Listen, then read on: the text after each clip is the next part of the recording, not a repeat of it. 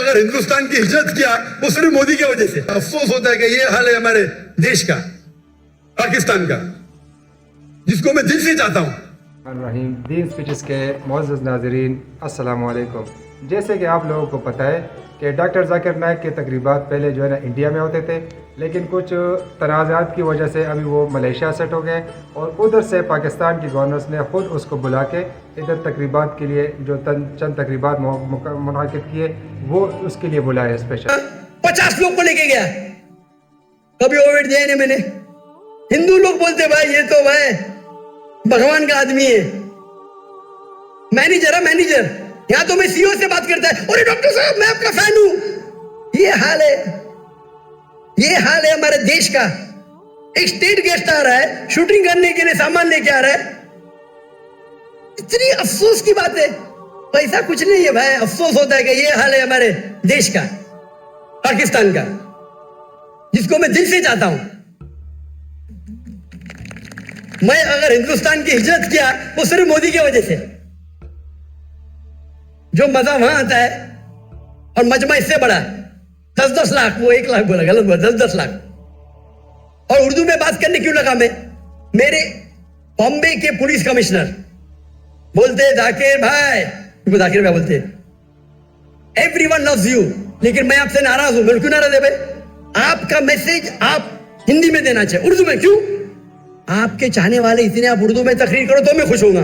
तो क्योंकि बंबई का हिंदू पुलिस कमिश्नर 2004 या 5 की बात है, मुझसे जबरदस्ती करा आप हिंदी में उर्दू में तकरीर करो तो मुसलमान और हिंदू सुधरेंगे। और फिर मैं शुरू किया तकरीर करने का उर्दू हिंदी में, एक हिंदू के बोलने से, उसकी मोहब्बत से।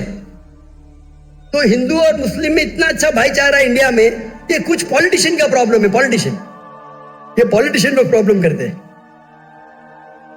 तो मुझे मोदी से गिला शिकवा है, तो मोदी अगर गलत है तो इंडिया को क्यों गलत करे भाई? मोदी गलत है, इंशाल्लाह आगे रहेगा नहीं, आप समझे ना? तो आप अगर देखेंगे कि वहां भी हम जितने बड़े प्रोग्राम हम मुंबई में कि दुनिया में किधर नहीं किए, वो मोदी ने आके बन किया। हम बड़े बड़े कॉन्फ्रेंस किए माशाल्लाह। तो ये पॉलिटिक्स है, पॉलिटिक्स के करीब भी नहीं। तो जहां तक के रिश्वत का सवाल है, आपका अगर कोई चीज अटक गया जो हक है, उसमें अगर रिश्वत देते, बहुत कम टाइम ऐसा होता है। और तो रिश्वत लेने वाला गलत, देने वाला को अल्लाह ताला इंशाअल्लाह माफ करेगा। मैं लेकिन वो भी नहीं मानता हूं। लेकिन अक्सर इंडिया में, पाकिस्तान में जानता नहीं हूं मैं, इंडिया में मैं कहता हूं क्या करप्शन है। आप जानते पाकिस्तान में शायद हो रहा है। कोई भी मुस्लिम अगर 2 लाख रुपए से ज्यादा कमाता है और धंधा करता है, 95% वो हराम करता है, रिश्वत देता है। आप समझ रहे? रिश्वत के बिना गाड़ी चलेगी नहीं।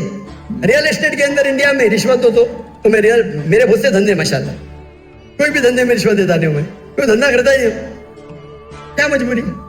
रियल एस्टेट में रिश्वत, जो अक्सर धंधे में रिश्वत। हमारा मेडिकल प्रोफेशन था माशाल्लाह, उसमें भी रिश्वत है। अगर मैं रिश्वत दूंगा तो 5 गुना ज्यादा कमाऊंगा। अरे अल्लाह ताला झोली में डालता है तो क्या रिश्वत देना? पैसे की मोहब्बत ही क्या? तो अक्सर लेकिन जितने रिश्वत होते हैं धंधे वाले, बिजनेस के, ये 95% हराम है। अगर आप बिजनेस में आपका लाइसेंस पास करते, आप दूसरे के लाइसेंस को रोक रहे, तो अक्सर जितने रिश्वत है वो हराम है। लेकिन अक्सर बिजनेस में, चाहे इंडिया में और पाकिस्तान में, हराम काम करने पड़ते हैं अक्सर। मेरा उसूल क्या है? अगर आप रिश्वत देके कमाते हैं 1 अरब रुपया, पूरा 1 अरब भी आप अगर डोनेशन में देंगे तो भी नेगेटिव में रहेंगे। रिश्वत देने का आपको नेगेटिव 1000 पॉइंट मिला, डोनेशन देने का प्लस 100 पॉइंट मिला, आप नेगेटिव 900 पॉइंट हो गए। इसीलिए अल्लाह ताला फरमाते हैं गरीब इंसान को जन्नत में जाना आसान है, अमीर इंसान की हिसाब किताब होगी। अभी मेरे बिजनेस में पार्टनर अल्लाह ताला, मेजर शेयर उनका है, तो मुझे फर्क ही नहीं पड़ता नुकसान या फायदा। अब समझ रहे? मेरा बिगेस्ट शेयर होल्डर अल्लाह सुब्हानहू ताला है, मुझे तो चैरिटी देने का है, तो अल्लाह ताला मेरी झोली में डालता। मैं लेक्चर भी करता, अल्लाह ताला यहां से पैसा देता, वहां से पैसा देता। लेकिन दावती काम के लिए बहुत पैसा लगता है, चाहने वाले बहुत है मेरे, लेकिन रिश्वत आमतौर पे देने वाला भी जहन्नम में, लेने वाला भी, अनलेस आप अपने हक के लिए अगर कोई रोक रहा है, अपने हक के लिए। क्या हो गया? और सबेन क्या हुआ है? सोए हुए थे कुछ लोग, सोए हुए थे। क्या? कुछ लोग सोए हुए थे, कुछ लोग सोए हुए थे। जब आपकी बात आई तो वो कुछ लोग सो रहे थे। सो रहे थे। सत्तार साहब, फारूक सत्तार साहब, फारूक सत्तार साहब। रिश्वत देने में अगर आप किसका हक मारते हो, अक्सर रिश्वत में हक मारते हो। मिसाल के तौर पे आप टेंडर दिए, टेंडर में कोई आपका क्लर्क आपको टेंडर के लिए, टेंडर का मैं अमाउंट बोल दूंगा, आपको पैसा देता है, ये हराम है। क्या आपका लाइसेंस अटक गया, लाइसेंस पास करने के लिए आपको मिनिस्टर को पैसा देते हैं, हराम है। तो इसमें दोनों गलत, देने वाला लेने वाला। तो अक्सर रिश्वत में दोनों गलत होते, देने वाला लेना। चंद ऐसे किस्से हैं या वाक्य है जिसके अंदर आप अपने हक के लिए लड़ रहे। आपको ड्राइविंग आती है, जानबूझ के आपको फेल कर रहा है, जब तक मैं पैसा नहीं दूंगा ये मुझे पास नहीं करेगा। उस टाइम आप कुछ पैसे देते हैं तो इंशाअल्लाह अल्लाह आपको माफ करेगा, लेकिन लेने वाले को हराम है। लेकिन आमतौर पे रिश्वत देना लेना दोनों हराम है। Hope the answer the question. Pakistan की बात आई, कराची की बात आई। कराची वालों, क्या आप डॉक्टर जाकिर नाइक साहब को खड़े होकर बताना चाहोगे कि आप इनसे कितनी मोहब्बत करते हो? नारे तकबीर।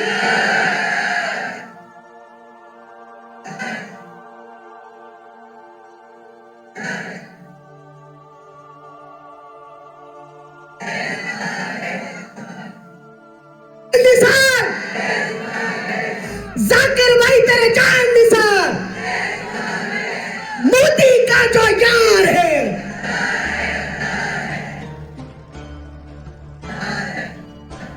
जी तशरीफ रखिए। बहुत शुक्रिया आप लोगों का, बहुत शुक्रिया। सवाल लेना चाहेंगे हमारी बहनों की तरफ से? कोई अगर सवाल, मुख्तसर, जामे, लॉजिकल सवाल।